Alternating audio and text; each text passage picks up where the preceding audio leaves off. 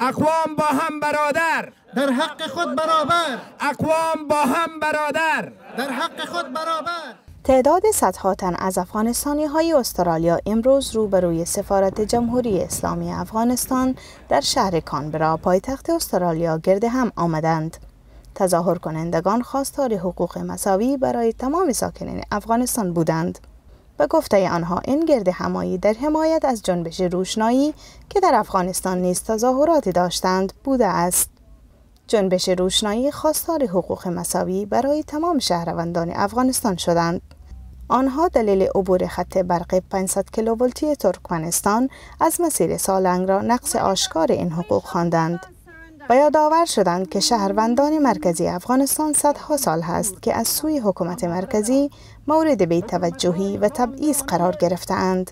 Today we demand the ration of equality that is so overdue.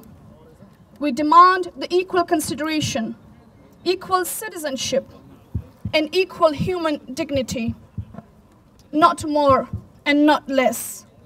آمدیم تا فریادمان را برای عدالت و برای پاسداری از عدالت اعلان بکنیم و برای سردمدارا و حاکمان افغانستان اعلان بکنیم که ما از روشنایی حمایت میکنیم. امیدوار هستیم که افغانستان و حاکمان افغانستان تلاش بکنن اینا تا سیستماتیک تبعیض آمیز قومی را که سالها بر یک ملت روا داشتن از میان ببرن و رو به طرف روشنایی حرکت بکنن و در واقع تلاش سیاستمدارای افغانستان این باشند تا بتونن فضای اخوت، برادری و صمیمیت را در میان اقوام با هم برادر افغانستان حاکم بسازن. همیشه همینطوری ادامه بدن و برای اتحاد و عدالت صدای خود بلند کنن. به خاطر از اینکه اگر ما همیشه آرام بشینیم، همیشه سکوت کنیم، هیچ وقت صدای ما شنیده نمیشه و امیتا که سالها زیر ظلم و ستم بوده همینطوری ادامه خواهد داشت و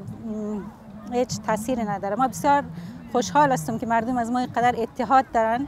وقتی مردم میبینم در تلویزیون اینا بسیار خوشحال میشم و بسیار افتخار منم، باعث افتخار است مردم از ما با این هماهنگی، با این اتحاد. و امروز هم رقم که شما دیدین در این تظاهرات مردم از اقوام مختلف بودن. دوستان ما از اقوام مختلف، تاجیک، هزاره، پشتون حضور داشتند، گپ زدند و از جنبش روشنایی اعلام حمایت کردند و دولت افغانستان را مخاطب قرار دادن که به صدای مردم گوش بدن، اعتراضات مردم رو بشنون. صدای مردم به شکل بسیار مسالمت آمیز، انسانی و از یک طریق بسیار مدنی و خوب عرضه شده و اینا باید شنیده شود. برادرانم، امروز به خاطر آمدنم که دیروز فریاده که برای ما زده میشد که هی برادر پکتیاوالم بیایید دست دوستی ما با شما دراز میکنیم. امروز باعث یک پکتیاوال ما با اینجا با شما آمدیم که نعره لبیک بگوییم. تل دیوی افغانستان، جوندی دیوی افغانستان خلق. مون اگه افغانستان خوارو چه دقیقه پرمختیا پلار طول قانون پاکی یوشان برخ واخلی. مونگ افغانستان باثبات افغانستان او یا پر امن افغانستان غورو. دیپلمات های افغانستان نیز بعد از شنیدن صدای اعتراض کنندگان تظاهرات را حق مسلم تمام افراد دانستند و قول دادند که صدایشان را به گوش حکومت افغانستان میرسانند و این وظیفه حکومت هست که به صدای عدالت خواهانه مردم گوش فرا دهد. سفارت خانه مشترک تمام افغان‌ها در استرالیا است. در برابر خانه مشترک تمام افغان‌ها خوش آمدید و این مسئولیت سفارت است که صدایتان به صورت درست همان گونه که شما می‌خواهید به مجاری حکومت افغانستان، به ریاست جمهوری، به وزارت امور خارجه، به ریاست اجراییه انتقال بده. و ما براتون تعهد میکنیم و وعده میتیم که تمام خواست‌ها و مسائلی که شما در قطعنامه مطرح کردین و در سخنرانی‌های دوستان اینجا مطرح شد، این ما به حکومت افغانستان انتقال میتیم. همون گونه که در بیانیه اخیری جلالتمآب رئیس جمهور مطرح شد، در یک نظام دموکراتیک وظیفه دولت است که مردم به نگرانی‌های مردم گوش داده شود و به آنها توجه شود و سفارت افغانستان به شما کاملا اطمینان میده که به صدایتان توجه میشه و صدایتان انتقال پیدا میکنه. این بنوانی به مثابه مسئولیت سفارت و به مثابه مسئولیت حکومت افغانستان است که به صدای شما گوش بسپاره.